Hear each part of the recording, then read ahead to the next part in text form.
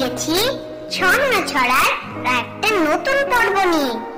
আমাদের ছড়া ভালো লাগলে অবশ্যই লাইক, কমেন্ট আর শেয়ার করো। আর শোনো, আমাদের চ্যানেলটি সাবস্ক্রাইব করতে একদম ভুলো না।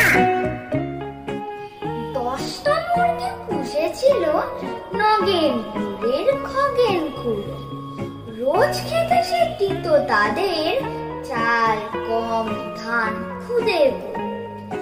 একদিন ভুল করেই তাদের খাওয়ালো সে কাঠের গুঁড়ো। তারপরে কি ঘটলো শোনো, সত্যি খবর নয় কৌড়ো।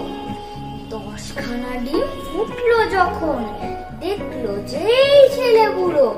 9টা ছানার কাঠের ঠ্যাং, আর একটা তো কাঠ ঠোকরা পুরো।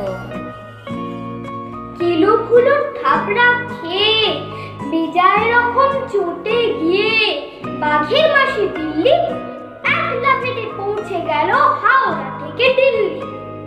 প্ল্যাটফর্মে ঠ্যাং ছড়িয়ে পান সাজিল জর্দা দিয়ে, মুখের ভেতর পুড়ে দিল আস্ত দুটো খিল্লি।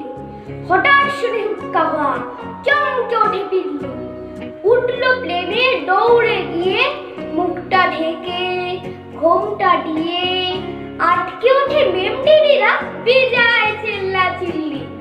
চেঁচিয়ে বলল গন্ধরাজ, আজ আমাদের ধর্মঘট, ফুল ফোটানো বন্ধ আজ। হাই তুলে তাই বললে তুমি, আজ তো তবে ছুটির দিন, এখন আর একটু শুই। আর শুয়ে শুয়ে কামেনি বলে আমি আগেই জানি, খাট থেকে তাই নামিনি। ছুটির মেঝেতে তাই কদম, সবার জন্য রান্না করে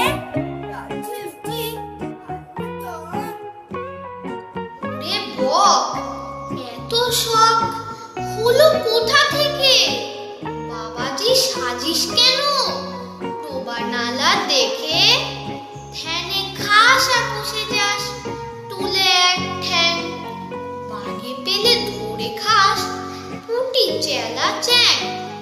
চোখ তোর খাড়া হয়, টিকি হয় টান, উঁচু মাছ কাছে গেলে ভাঙে তোর ভান।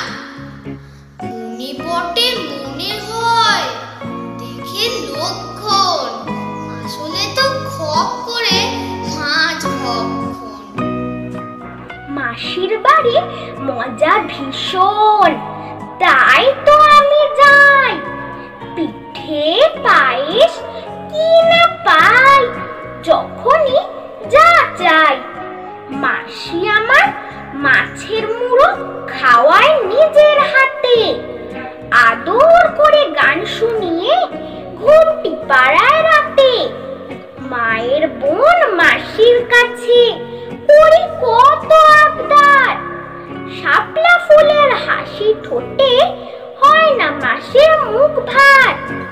দুদিন যদি না হয় দেখা, আবার দেখি চোখে নাওয়া খাওয়া ছেড়ে দিয়ে পুতুল ভাঙে